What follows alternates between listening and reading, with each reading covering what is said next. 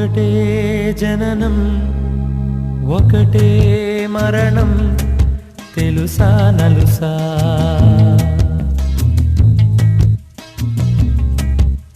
బ్రతుకే గగనం ఇది నీ పయనం తెలుసా మనసా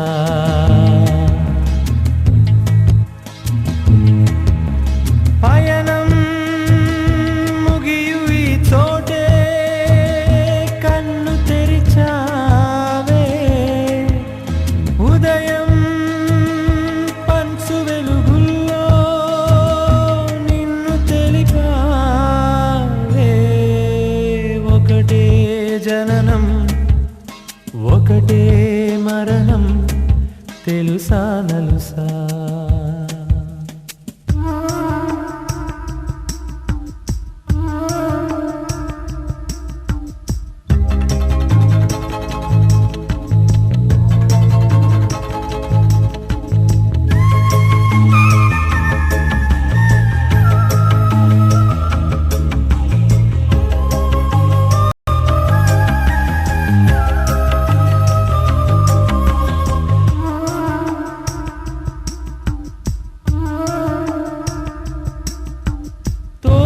ఎవరు లేక పుడమి ముడి చేరినావే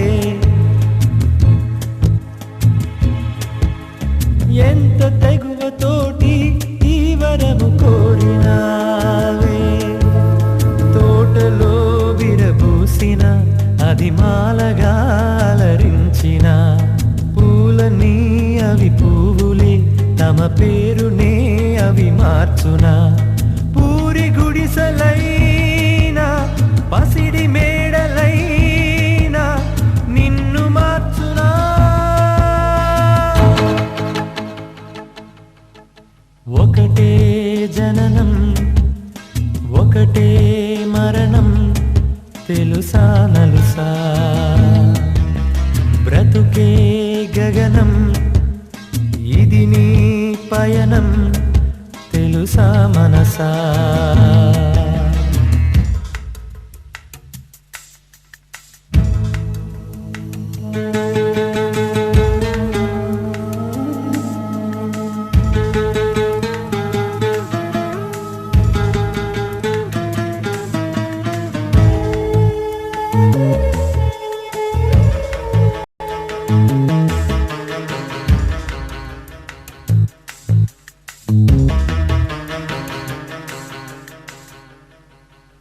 చివరి యాత్రలన్నీ కదిలే నిన్ను చేరుకోగా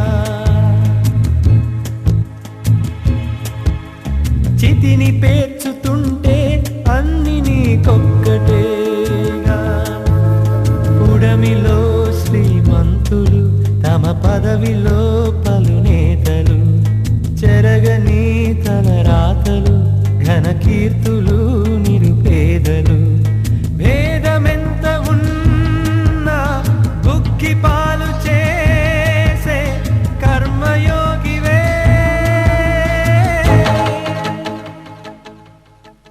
ఒకటే జననం ఒకటే మరణం తెలుసా నలుసా బ్రతుకే గగనం ఇది నీ పయనం తెలుసా మనసా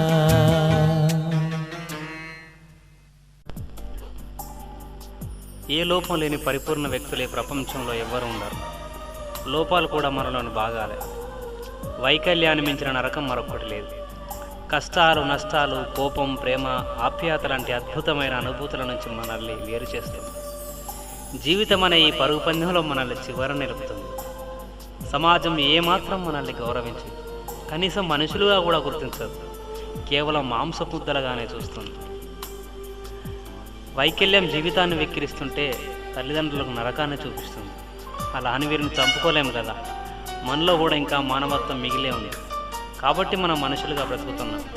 దయచేసి అంగవైకల్యం ఉన్న వారిని ఆదరిద్దాం, వారిని అక్కన చేర్చుకుందాం, మన వంతు సాయం చేద్దాం.